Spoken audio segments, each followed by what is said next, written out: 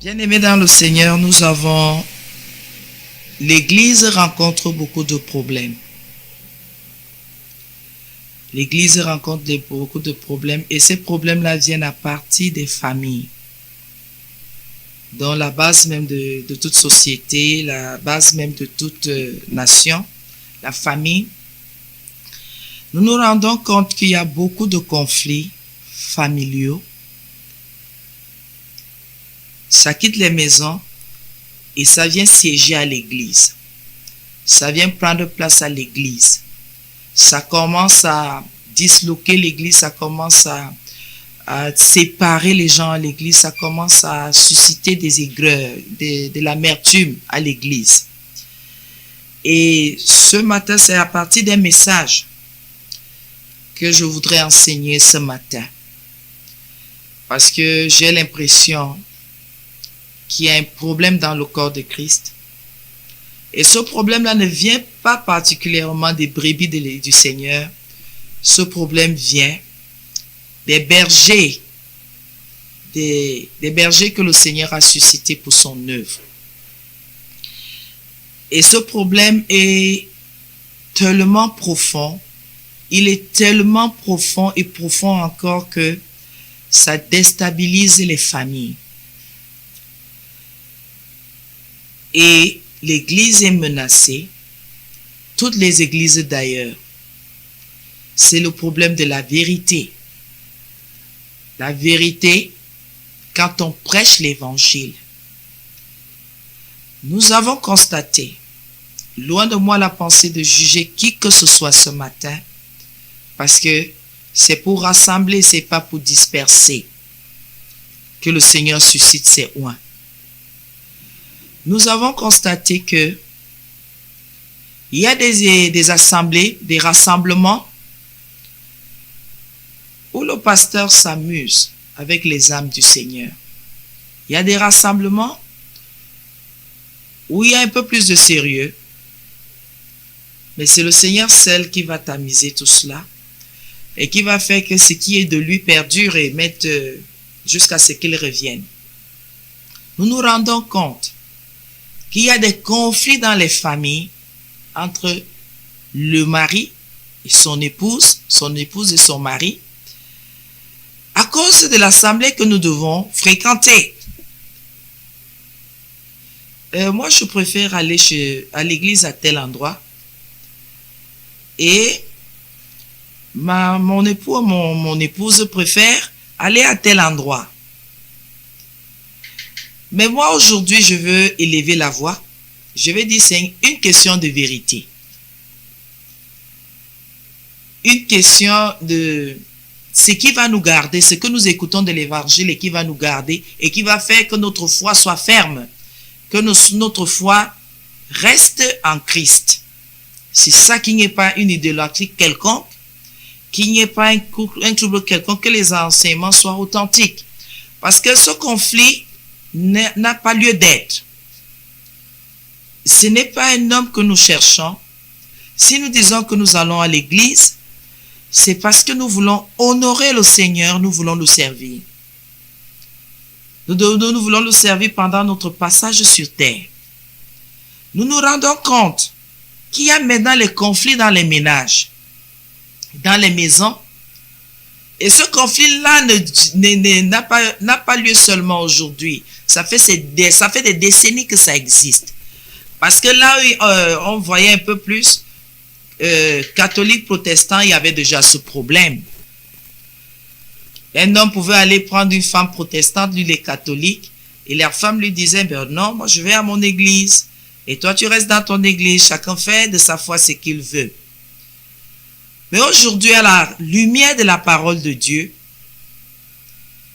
plus l'évangile est prêché, plus la vérité est là, la révélation du Seigneur est là, nous nous rendons compte qu'il y a des gens qui viennent épier et après qui commencent à se poser sur certains versets pour faire pression aux autres. C'est à partir d'un message, le message me vient du 290, 23, 38, 27. Ça fait des semaines et des semaines que j'ai reçu ce message. je me donnais le temps de prier et pour pouvoir répondre. Aujourd'hui, moi, je me pose la question parce que c'est à la lumière des Saintes Écritures que je voudrais lire. Et je voudrais que je sois éclairé, que tout le monde soit éclairé ce matin. Si nous sommes tous des protestants, nous protestons donc sur quoi et nous protestons donc par rapport à quoi? Aujourd'hui, on parlait d'églises évangéliques. Je dis oui, il s'agit d'évangile et tout. Si nous sommes tous des pentecôtistes dans un couple, pourquoi faire un choix dans le pentecôtisme? Pourquoi faire un choix dans le catholicisme? Pourquoi faire un choix dans le protestantisme? Je voudrais juste qu'on s'asseye, que la vérité soit notre partage. Que la vérité soit notre partage, vraiment, que chacun enlève son gilet pare-balles, les garde-fous. Le but même de venir à l'église, c'est quoi? Pourquoi je viens à l'église? Pourquoi tu viens à l'église? Si ce n'est pas pour servir le Seigneur, pourquoi empêcher l'autre de le servir? Si nous allons à l'église, c'est pour écouter la volonté de Dieu. Si nous allons à l'église, c'est pour connaître ses préceptes et ses commandements. Et que par sa grâce, il nous fasse garder ces choses-là pour que notre vie lui soit agréable. Si je vais dans une église, là où on ne m'enseigne pas que Dieu est saint, qu'il faut avoir sa crainte, que la sanctification, sans la sanctification, je ne le verrai pas, et qu'on m'explique ces choses-là, c'est en vain que je vais à l'église. C'est en vain que je fais le choix d'une église. C'est en vain que je fais le choix d'un pasteur. Parce que c'est aujourd'hui sur cela que nous devons tabler. Sur cela que nous devons nous asseoir. Qui me fait connaître la volonté de Dieu à 60%, à 80%, à 90%? Qui me fait connaître cette volonté et pour susciter en moi la crainte et le respect, l'amour de ce qui concerne Dieu? Beaucoup vont à l'église, mais c'est en vain que vous y allez. Vous dites que vous remplissez des formalités. C'est en vain que vous allez à ces églises si vous ne respectez pas, si ce n'est pas pour respecter la parole de Dieu. Vous êtes allé à l'école. Vous avez fait des études. Vous avez respecté le Dieu des études. Puisque vous avez fait tout, d'aller en classe supérieure et d'avoir vos diplômes. Il n'y a que dans la maison de Dieu que tout le monde dit il n'y a pas de diplôme, la vie éternelle qui est sûre. Mais c'est d'abord ta marche sur terre. Comme tu as les commandements du Seigneur, c'est comme tu obéis. C'est comme tu obéis, c'est chaque obéissance qui te fait aller en classe supérieure. Et chaque transgression te fait redoubler et tripler et quadrupler. Bien-aimé dans le Seigneur, que notre esprit soit ouvert. La parole de Dieu est simple. Il suffit de l'apprendre avec un esprit simple. Combien d'enfants se sont posé la question, est-ce que mon père est vraiment mon père? Est-ce que ma mère est vraiment ma mère? Rarement l'enfant se pose cette question. Quand il prend conscience des visages et des personnes, si on lui dit que voilà papa, il respecte papa. Si on lui dit voilà maman, il respecte maman. C'est tout. Il donne la place à chaque élément de sa vie et il vit sa vie. Mais aujourd'hui, je vois il y a un conflit.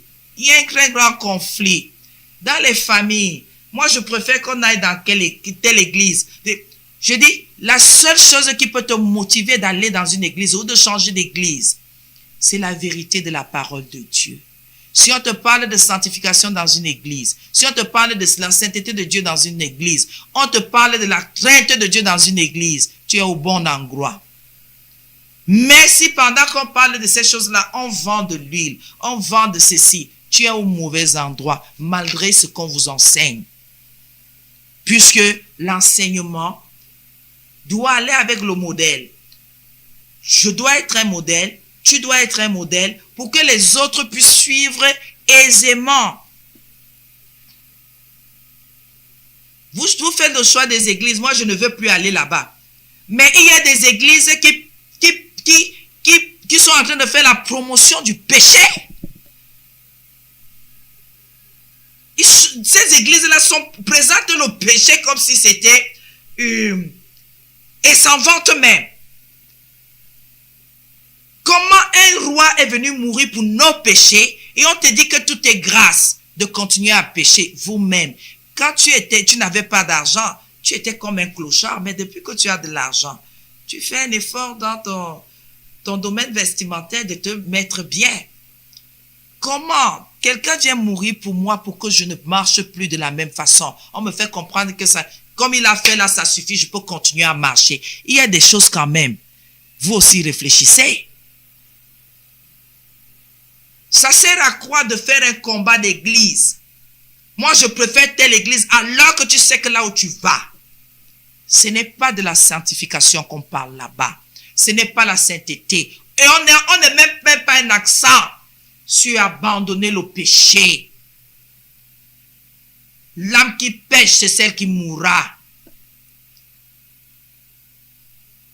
Bien aimé, on est en train de se bagarrer. Moi, je préfère tel pasteur. Il n'y a pas de préférence là-dedans. Quand tu seras devant le Seigneur Jésus, au dernier jour, tu répondras de tes œuvres. Le pasteur là ne sera pas là. Tu as beau l'aimer comme tu l'aimes là. Ce sont des histoires. Aime-le, mais tu peux aussi le sauver. De lui dire cette écriture, comme tu l'interprètes là, ce n'est pas ça, pasteur. Ce n'est pas ça, maman. Ce n'est pas comme ça. Arrêtons de nous mentir. Arrêtons un peu. Tu es allé à l'école, on t'a donné des coups de bâton là-bas. Tu as continué à y aller. Ça t'a plutôt donné, ça t'a plutôt fortifié pour que tu révises et pour que on ne te frappe plus. À la maison, par rapport à ta paresse, les parents t'ont aussi donné des coups de bâton. Ça t'a fortifié. Tu as pris courage et tu as avancé. C'est quelle histoire que dans la maison de Dieu, ce sont même les instituteurs, parce qu'à l'école, ce sont les instituteurs et les institutrices, ce sont les professeurs. Comment les professeurs se combattent entre eux? La question, c'est quoi cette histoire? C'est pour le royaume de Dieu ou c'est pour quelque chose d'autre que nous, on ne comprend pas? Ça sert à quoi? Pardonnez-moi de le dire comme ça. De prendre la Bible. Parce que je ne veux pas mettre. Et je dis, il y a beaucoup de gens qui vont répondre des autres devant le Seigneur. Pourquoi élever un pasteur qui n'est pas affermi? Pourquoi donner un titre pareil à quelqu'un qui n'est pas affermi? Ça, c'est une bombe. Ça, c'est dangereux. Quelqu'un qui n'est pas affermi ne fera que des non-affermis. Tout ce qui sera comme faiblesse, péché dans sa vie, il va cautionner. Il va dire aux autres qu'ils peuvent vivre comme lui-même il vit, mais sans se dévoiler. Sans se dévoiler. L'hypocrisie, c'est du diable. Quelqu'un sait qu'il est de mauvaise vie. Quelqu'un sait qu'il ne met pas la parole de Dieu en pratique. Qu'il ne pratique, il ne fait même pas un effort, il ne s'efforce même pas. Il cache tout, il est hypocrite. Mais il vient. Quand quelqu'un vient lui exposer un problème de foi, pour dire ma foi ne grandit pas, il l'encourage en lui disant, non, non, non, tu sais, le Seigneur va tenir compte de ta faiblesse, de ceci en bon. Alors qu'il y a des gens, il suffit juste de bien les encadrer, de leur dire exactement ce que Dieu dit. L'Esprit de Dieu, ça ne dépend pas de nous. L'Esprit de Dieu travaille. Il va convaincre cette personne. Et cette personne peut être plus affermie que toi. Mais toi, parce que tu sais que tu as tes faiblesses, tu caches, les gens ne voient pas.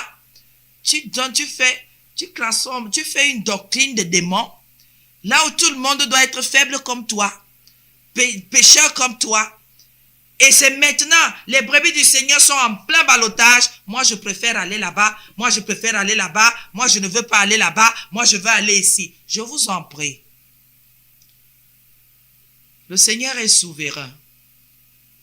Tout ce que nous allons faire ici-bas, si toi tu connais la vérité et tu refuses de la mettre en pratique, tu seras condamné à partir de la vérité que tu as refusé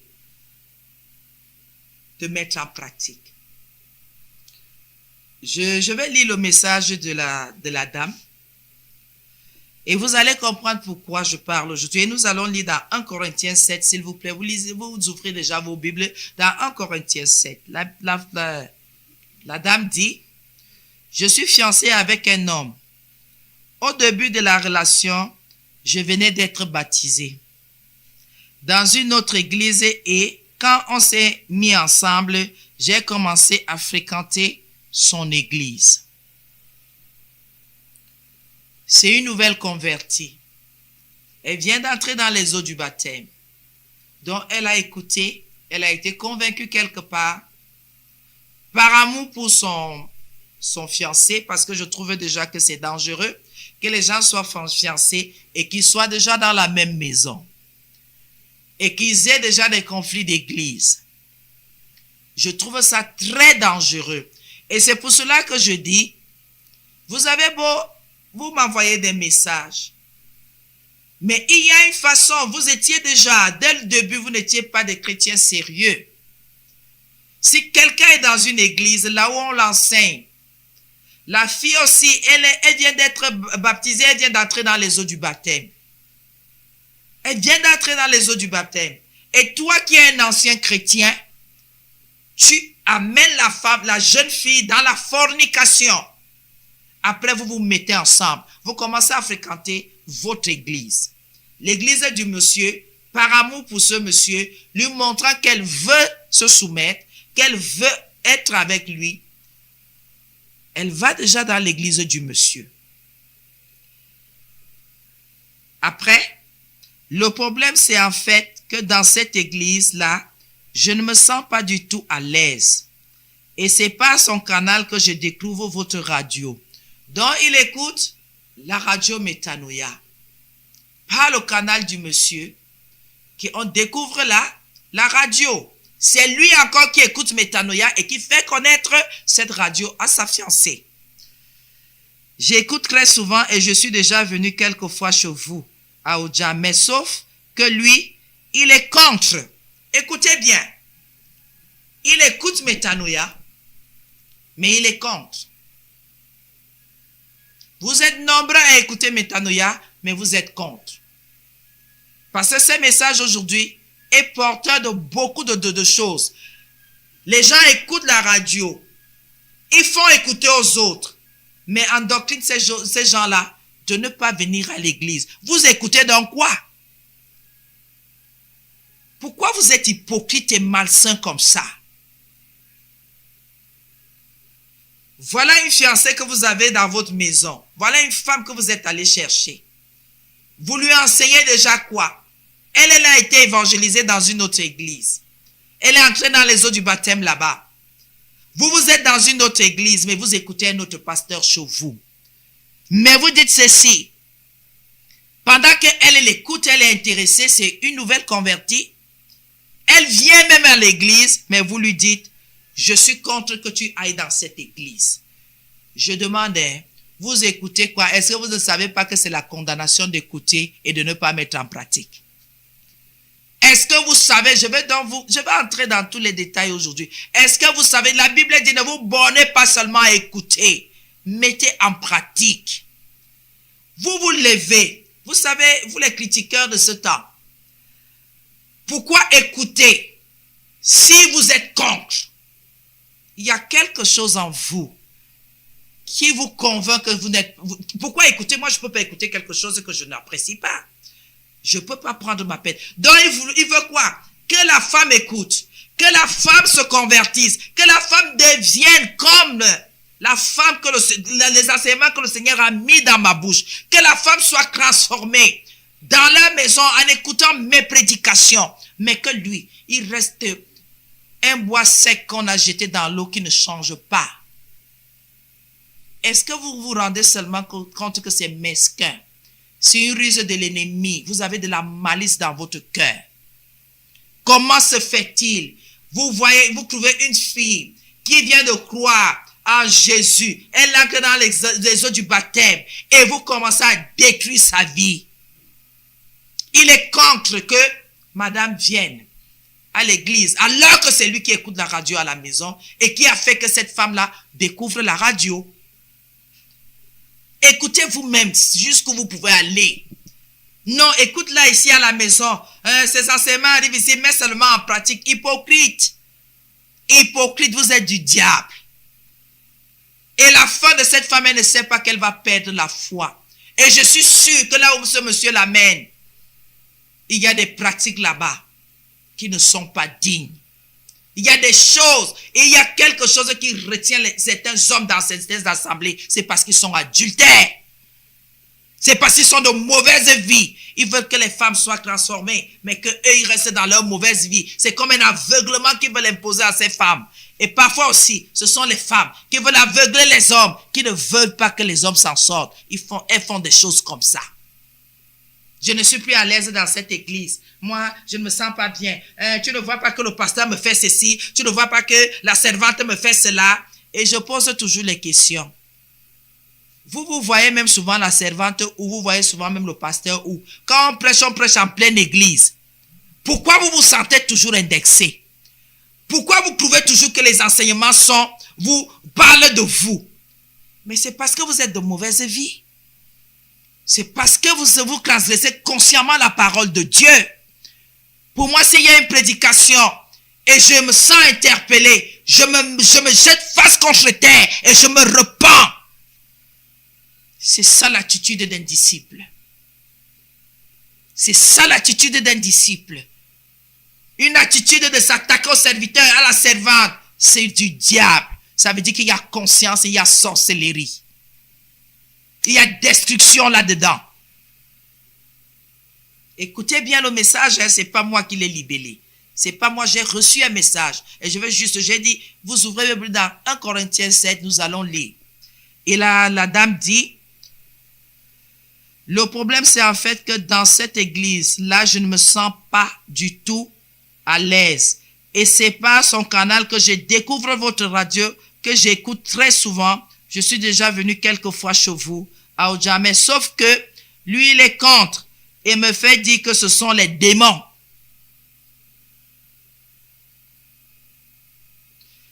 Que maintenant, il fait dire que dans son église, si la femme ne se sent pas à l'aise, c'est qu'elle manifeste les démons. C'est l'ennemi. Les démons et l'ennemi qui font qu'elle se sente mal dans cette église, ainsi que quand nous allons dans son église. Quand la femme ne se sent pas bien dans son assemblée, il dit que ce sont les démons et l'ennemi. Alors que quelque part, ça doit être la façon de faire. Ça doit être la façon de dire les choses. Peut-être l'enfant recherche la vérité. Peut-être que l'enfant, vous savez, il y a des gens qui ont des situations. Ils veulent juste être rassurés que là où ils sont, c'est la vérité. Et qu'il faut du sérieux. Beaucoup d'êtres humains cherchent là où c'est sérieux. Là où on va les tenir. Et c'est ce que tous les pasteurs, la plupart des pasteurs refusent. Il n'y a qu'une minorité alors que minime, qui veut faire ce travail. Pasteur, écoutez. Même si vous faites un travail léger, vous aurez les ennemis. Même si vous faites dans la légèreté totale, vous aurez des ennemis. Il y a toujours quelqu'un quelque part qui va se lever, qui va vous détester. Mieux vaut, hein? Vous faites très bien votre travail pour le Seigneur et non pour les hommes.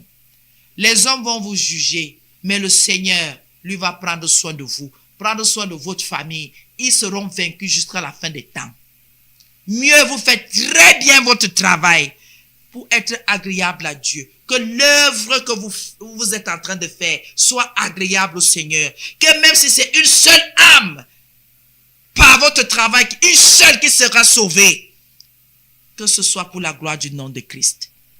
Que d'avoir une masse de malfaiteurs, une masse de méchants. L'abondance là, la foule là, c'est la sorcellerie, c'est la méchanceté.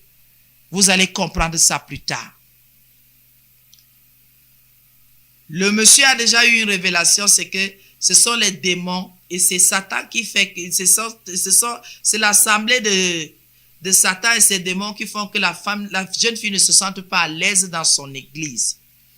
Ça fait bientôt 2 ans à peu près que j'y vais et venir chez vous nous cause toujours des problèmes, si bien que pour les éviter, je préfère le suivre. Écoutez, 2 ans de fiançailles, ils couchent ensemble, monsieur se préoccupe des églises et des bâtiments, il ne se préoccupe pas de légaliser leur union. Vous voyez, c'est pour cela que je dis, je ne permets plus. Vous allez m'excuser de le dire comme ça. Quelqu'un est dans le péché. Il vient de me parler de fiançailles. Il est incapable de légaliser son mariage, d'honorer cette fille. Mais il fait déjà les problèmes sur les bâtiments et sur les églises et sur les doctrines. Ce qu'il a à faire, il ne fait pas, il est dans la distraction. Bien-aimé dans le Seigneur, le mensonge n'est pas de Dieu. J'ai dit maintenant, je vais enseigner à partir de vos messages. Vous envoyez les messages, je sors les versets bibliques, nous les lisons et après j'enseigne. Voilà le monsieur, il a déjà transgressé seulement. Il est dans l'impudicité. Avec ses problèmes, il peut changer de fiancé. Avec ce genre de conflit, il peut changer de fiancé. Il peut trouver, après avoir touché la fille de Truie, forniqué avec depuis 2 ans, il peut trouver qu'elle n'est pas bien pour lui et changer de fiancé. Il n'y a pas d'engagement. Ils ne sont pas légalement mariés. Quand on fait même on va donner à manger, on fait la dot. Et on ne signe aucun papier. C'est du gaspillage. Maintenant, ça fait bientôt 2 ans qu'elle fait la navette entre l'église de son fiancé et l'église, ce n'est pas parce qu'elle dit chez nous. Ça peut être n'importe où. Elle fait la navette. Et ça cause toujours des problèmes, si bien que pour les éviter, elle préfère le suivre. Et parfois même, je préfère souvent rester à la maison, ce qui n'est pas bien pour ma vie chrétienne en tant que nouvelle convertie.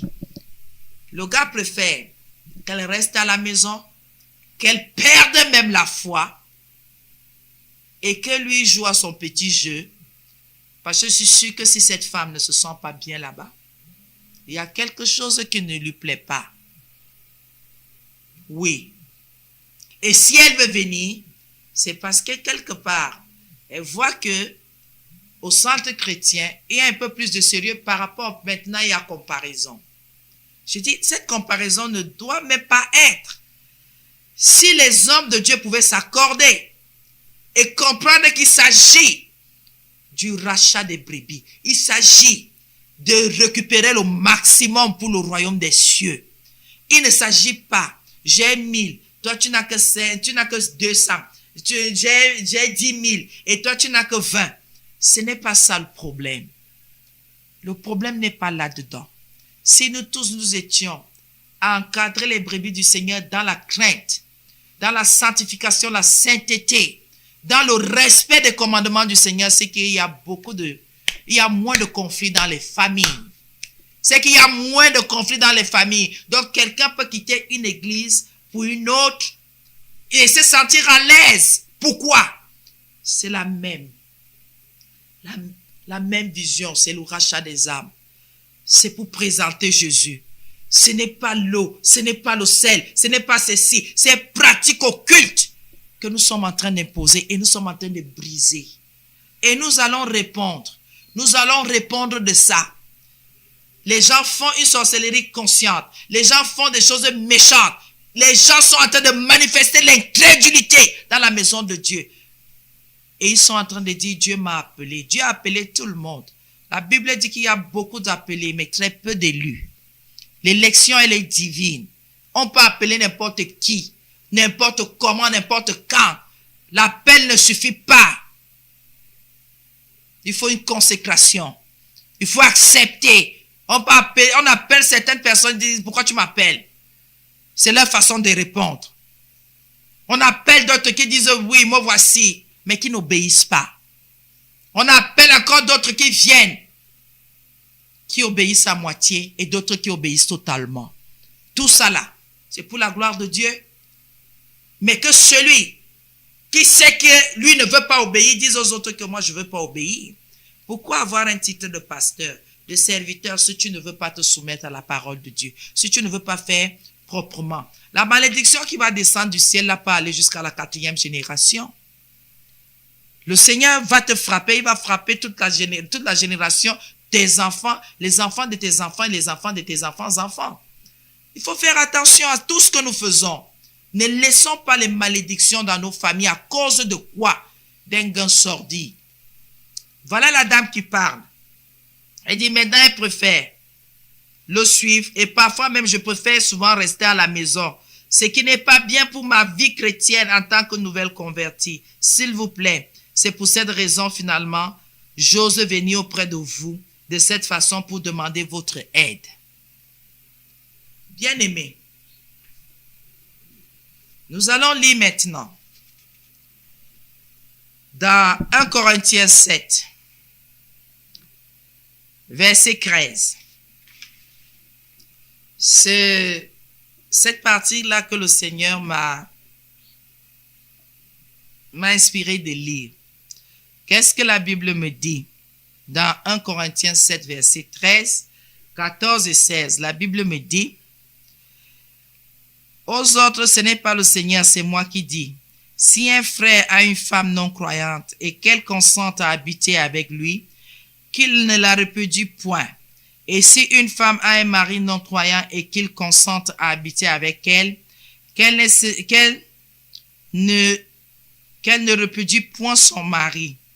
Car le mari non croyant est sanctifié par la femme et la femme non croyante est sanctifiée par le mari.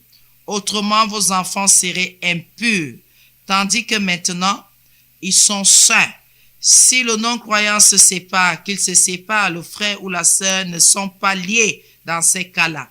Dieu nous a appelés à vivre en paix. Car sais-tu femme, si tu sauveras ton mari, ou sais-tu mari, si tu sauveras ta femme. L'équilibre. Bien-aimé dans le Seigneur. L'apôtre Paul parle.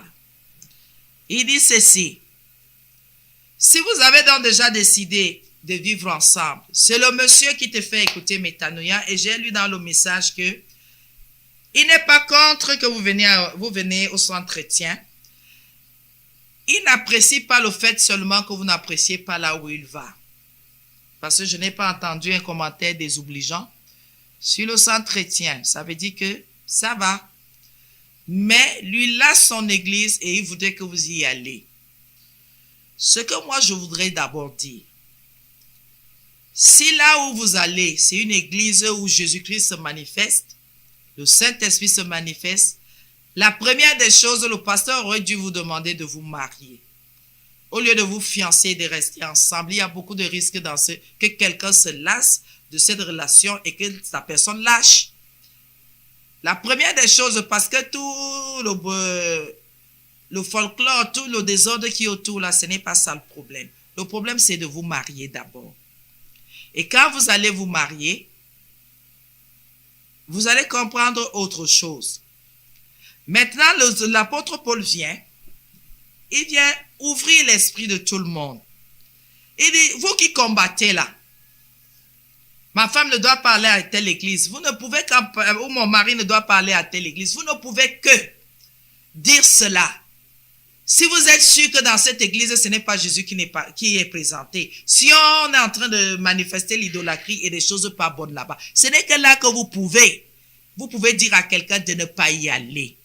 Mais si le Seigneur est présenté là-bas, si on enseigne la crainte de l'Éternel là-bas, la sanctification et la sainteté, on dit aux femmes de s'habiller décemment, l'impudicité n'est pas permise et au vu de tout le monde, non, vous serez excommuniés ou mis sur discipline.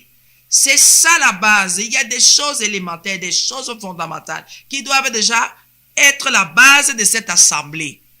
Si le monsieur peut déjà aller chercher fiancé, Vous vous êtes fiancé où?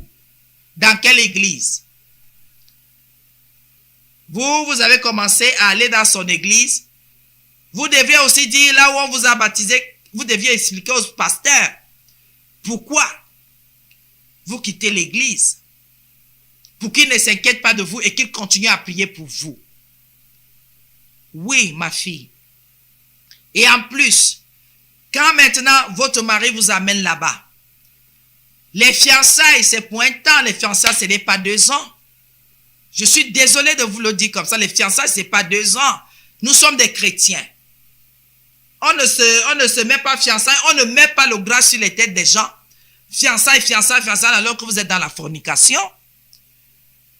Non, non, non, la Bible ne permet pas l'impudicité.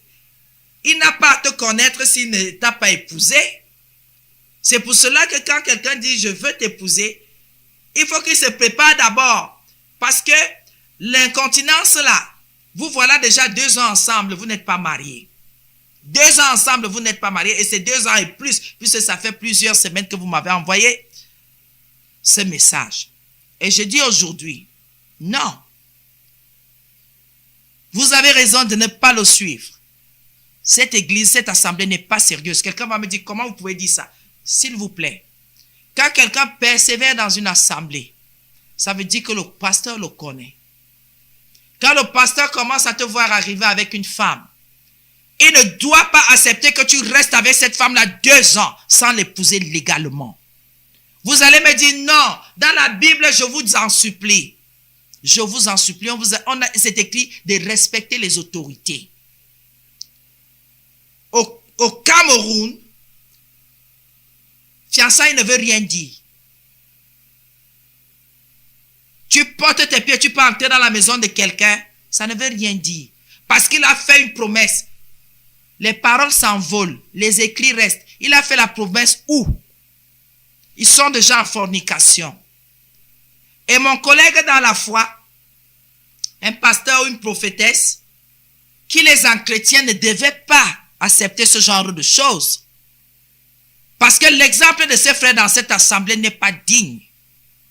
Ça veut dire qu'ils acceptent la fornication. 2 ans de fiançailles, nous ne sommes pas dans le monde. Nous ne sommes pas dans le monde. Et les fiançailles dans la Bible, quand les gens sont fiancés, ils ne vivent pas ensemble. C'est ce que la Bible dit. Ce n'est pas moi qui le dis. Maintenant, il va s'asseoir sur le conflit des églises. Ça, c'est la distraction. Ça, c'est la sorcellerie. Ça, c'est la méchanceté. Tu me parles des églises. Tu m'as déjà épousé. Je ne suis pas ta femme. Cette fille n'est pas ta femme. Tu n'es pas son mari. Tu n'as rien à lui imposer. Je dis rien. Voilà que tu fais déjà des choses avec elle. Vous êtes dans l'impureté. Ça ne t'intéresse pas. C'est de dire que les démons l'embêtent et machin, machin. Et toi, tu ne vois pas les démons qui t'embêtent. Tu ne vois pas les démons qui t'embêtent de mettre les mains sur l'enfant de Tumi sans l'avoir officiellement reconnu dans la famille en tant que beau-fils. C'est quel genre de fiançailles? Est-ce que vous savez même que quand on parle de fiançailles, c'est qu'on a doté? Que les 2 familles se sont assises, elles ont cassé la cola. J'ai dit, il faut faire attention. Avant donc de mettre cet enfant mal à l'aise par rapport aux assemblées et de commencer à dire du n'importe quoi. Vous savez, la Bible dit beaucoup de choses et les enfants de Dieu n'écoutent pas. Quand on dit dans la Bible que la femme se taise en assemblée et que si elle a quelque chose à comprendre, qu'elle aille demander à son mari, tu vas demander quoi à ce genre de mari-là? Qui ne t'a même pas déjà épousé et qui te met déjà et qui te taxe déjà d'avoir des démons. Est-ce que vous pouvez seulement imaginer si cette fille était restée chez elle, c'est qu'on n'a pas déjà fait le diagnostic de démons et de Satan dans sa vie. Quand on vous dit que les païens viennent à l'église, quand on vous parle, vous dites non, vous ne voulez pas de la transformation, vous ne voulez pas de la vérité de Dieu, vous ne voulez même pas être éclairé. Vous venez à l'église comme vous êtes et vous restez comme vous êtes. La parole de Dieu, c'est un ricochet que ça vous frappe, ça repart. Ça frappe, ça repart. Ça frappe, ça repart. Est-ce que c'est ça la vérité? Et vous, pasteur, prophétesse, vous ne devez pas cautionner ça. Aujourd'hui, Dans toutes les églises, mon mari ne veut plus que je vienne à l'église. À partir, les versets de 1 Corinthiens 7 que nous avons lu là. C'est pas ton mari qui t'a créé. Je veux parler aujourd'hui, je suis sûr que beaucoup vont dire, non, ça c'est l'insoumission. Non, il n'y a pas d'insoumission dans la foi. Le Seigneur a réglementé tout dans sa parole. Je dis tout dans sa parole. Même dans l'Ancien Testament, il y a des femmes qui allaient à l'église et leur mari n'allait pas. Des femmes qui faisaient des vœux à l'église. Leur mari n'allait pas avec elles. Nous avons l'exemple de Anne. Parce qu'elle voulait d'un enfant, elle allait faire un vœu. Et quand le Seigneur lui a donné l'enfant, elle a fait connaître ce vœu à son mari qui a respecté. L'exclusion que vous voulez à tout prix, la soumission. Donc Anne était-elle insoumise d'aller à l'église et d'aller faire des vœux pour sa situation? Il faut lire la Bible pour être édifié. Il ne faut pas chercher les versets qui vont vous donner l'avantage, je sais dans quoi. Et après, l'aveuglement, les choses bizarres viennent s'imposer à votre vie. Bien-aimés dans le Seigneur, voilà un conflit familial et ce n'est pas le seul. Mon mari ne veut plus que je mette les pieds ici. Tu es sûre, femme, que partout ton mari te dit de ne pas mettre les pieds en dehors de l'église, tu ne mets pas tes pieds. Tu viens dire ça au pasteur, le pasteur est là pour nourrir ton âme. Le pasteur n'est pas là pour connaître les humeurs de ton mari. Il y a les hommes qui viennent. J'ai tout fait, ma femme ne veut pas venir ici. À cause du dépouillement qu'il y a ici, elle dit que maman Blanche se taise. Je suis d'accord avec vous. Mais ce n'est pas moi qui écris la Bible. C'est l'apôtre Pierre a dit. L'apôtre Paul a dit. Il y a les écrits, ce n'est pas moi. Je suis juste là. Le Seigneur m'aide juste à interpréter et à vous faire connaître cela. C'est tout.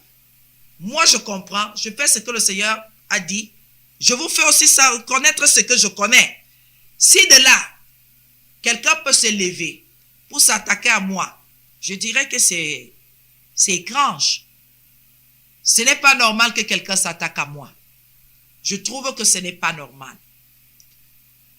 Maintenant, il y a le conflit dans les familles. Le mari va aller à tel endroit, la femme va aller à tel endroit. Je voudrais que toutes les familles s'asseyent. Vous êtes deux. Votre mariage, 2 personnes. Posez-vous les bonnes questions. Est-ce que nous voulons servir le Seigneur ou pas? Est-ce que nous voulons connaître la vérité de sa parole ou pas? Est-ce que nous voulons être ses disciples ou pas? Il n'y a pas de demi-disciples. Il n'y a pas de disciples penchés où on est disciple ou on ne l'est pas.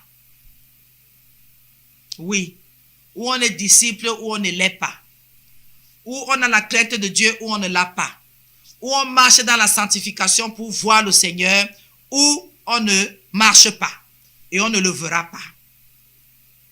À force de négocier, une femme peut aller se marier, elle perd l'homme ou l'homme perd la femme.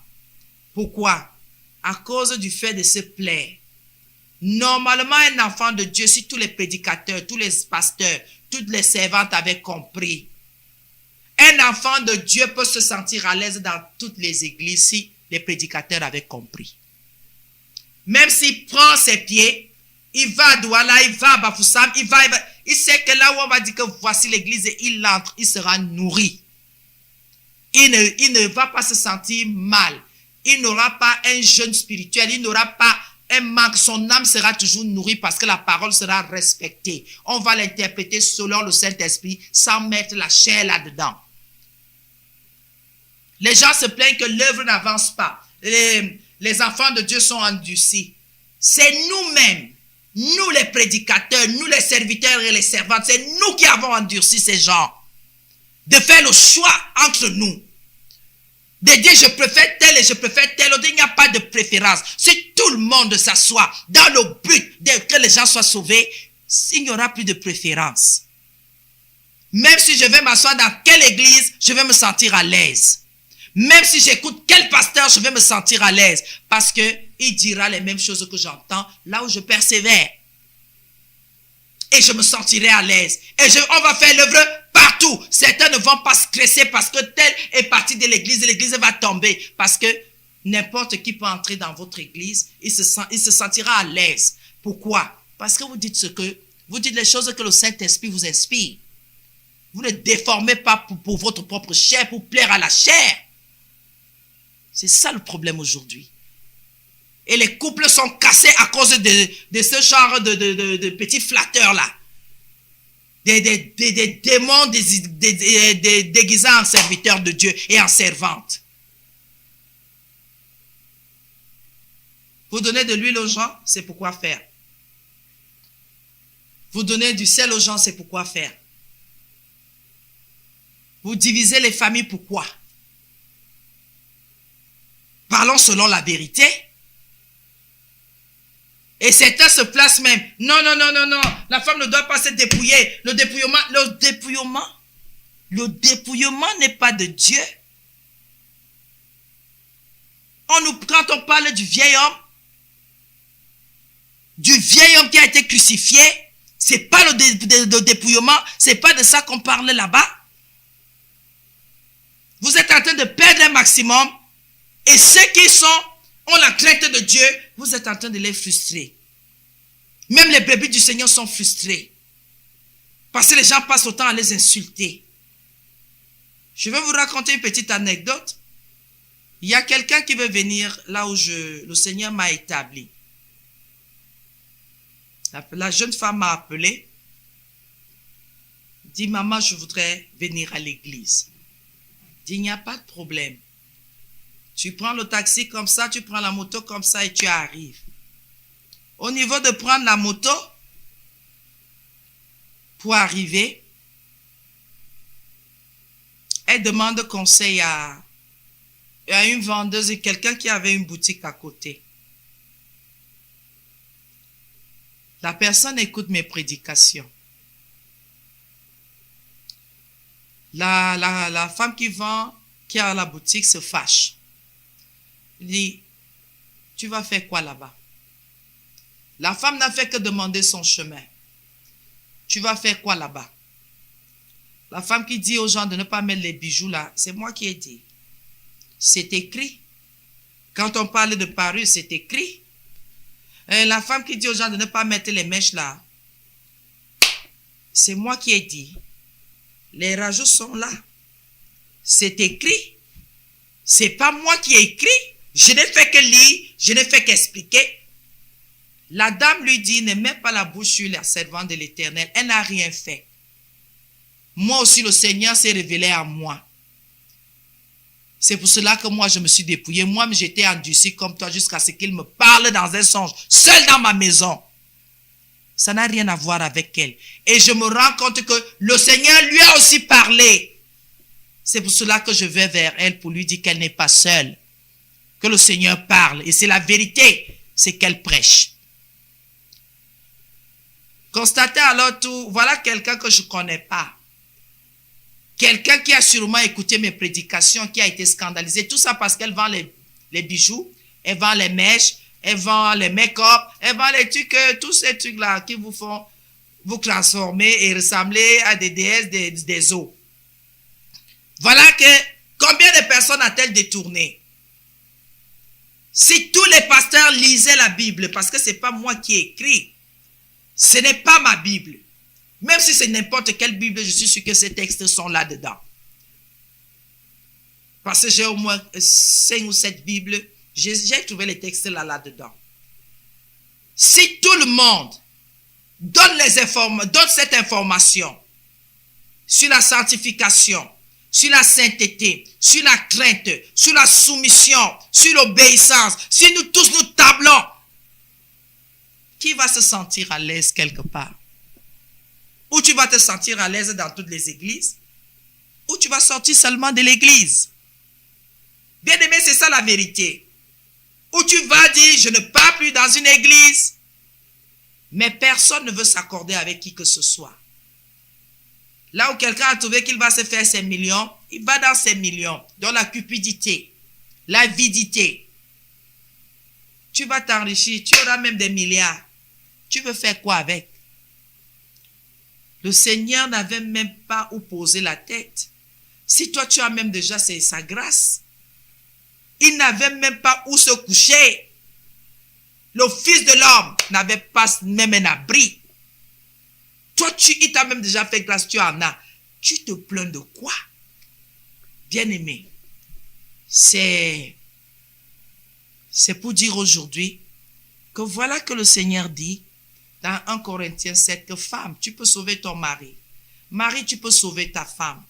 Pourquoi vous avez des conflits inutiles? C'est la vérité qui est importante. C'est le service du Seigneur en esprit, en vérité qui est important.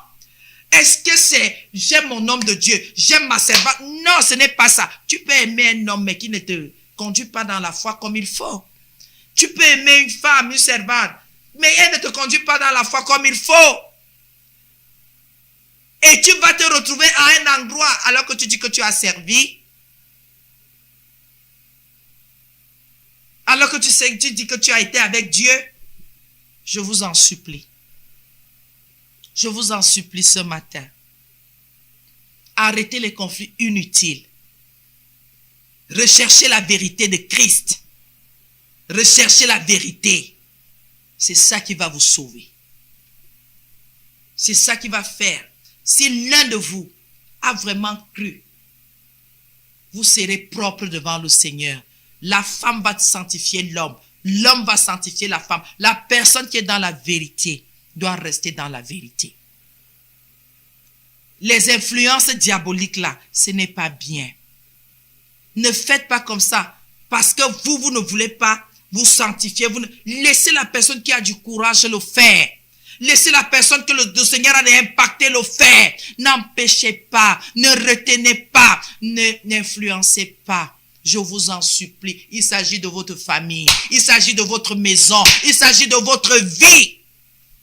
Comment vous-même vous pouvez vous lever? Vous faites l'autodestruction. Vous vous détruisez vous-même. Vous détruisez votre maison. Vous détruisez votre femme. Vous détruisez votre époux. Le but c'est quoi? Est-ce que vous savez qu'il y a des milliers de prédicateurs? Des milliers et des milliers de prédicateurs. Mais la plupart sont dans les œuvres de la chair. Est-ce que vous pouvez seulement comprendre? Comme la Bible dit dans Galates, les œuvres de la chair sont corruption, sont contraires aux œuvres de l'esprit. Celui qui sème pour la chair, sème pour la corruption. Et celui qui sème pour l'esprit, c'est pour la vie éternelle. Ta femme peut te sauver. Elle peut sanctifier tes enfants. Elle peut faire que tes enfants soient purs. Ton mari peut te sauver et faire que vos enfants soient purs, votre maison soit pure et que vous tous vous voyez le Seigneur. Faites attention quand vous commencez les influences, quand vous commencez les menaces, quand vous commencez à faire du mal. Le but c'est d'être sauvé. Le but c'est d'être avec le Seigneur un jour. Le but n'est pas, je n'aime pas tel homme de Dieu. Ce n'est pas ça. Ce sont les humains, ce sont les œuvres de la chair. Et la chair a l'art de nous éloigner de Dieu, de l'obéissance à Christ. Faites attention, s'il vous plaît. Vraiment, que le Seigneur nous bénisse ce matin. Que sa puissante main accompagne tous les couples, tous les conjoints. N'ayez plus ce genre de conflit, c'est du diable. Priez plutôt pour que le Seigneur vous édifie, qu'il vous éclaire, qu'il vous fortifie, qu'il vous aide. Parce qu'il faut bien que quelqu'un soit sauvé pour sauver l'autre. Arrêtez de vous bagarrer. Ce n'est pas la tête de l'homme de Dieu, il s'agit du Seigneur Jésus. Il s'agit du royaume. Ce n'est pas ma tête. Ce n'est pas la tête d'un homme de Dieu. Ce n'est pas la tête d'une servante. Non, il s'agit de la foi en Christ. Arrêtez de vous attarder sur les humains comme vous. Arrêtez de vous attarder sur les ondits, les ceci. Non, la vérité c'est que vous devez être sauvés. C'est ça, que la vie éternelle, que vous soyez au banquet du Seigneur. C'est ça la vérité. Le reste est inutile. Je vous en supplie. Ressaisissez-vous tous et allez dans le but de construire. Parce que parfois, on se dit c'est l'ennemi, alors que c'est nous que l'ennemi a impacté déjà pour qu'on détruise. Vraiment, si l'ennemi t'a déjà touché, toi, prie. Demande au secours à l'autre conjoint qu'il t'aide dans la prière pour que ça s'arrête. C'est pour que vous soyez sauvés. C'est pour que vous passez l'éternité avec le Seigneur. Pour que quand vous ne serez plus, la pureté que vous aurez donnée pour vos enfants, parce que la Bible dit, tu sauves ton mari, tu sauves ta femme et vos enfants sont purs. Donc s'il y a un conjoint qui est dans la sanctification, qui respecte la parole de Dieu, qui a la crainte de Dieu, il sanctifie toutes choses dans cette maison. Vous vous rendez compte? Vous vous rendez compte comme Dieu est bon? Je vous en supplie, arrêtez de vous bagarrer, arrêtez de vous quereller, arrêtez de faire des conflits inutiles. Je vous en supplie, c'est du diable. Vous passez des heures sans vous parler, passez des jours sans vous parler. Le problème c'est quoi? Depuis quand Christ sépare? Depuis quand la prédication sépare? Sinon, ce sont les œuvres de la chair qui nous éloignent. Soyons bénis ce matin. Que le Seigneur nous fortifie, qu'il nous garde et que la gloire totale lui revienne. Au nom de Jésus, nous avons prié. Amen.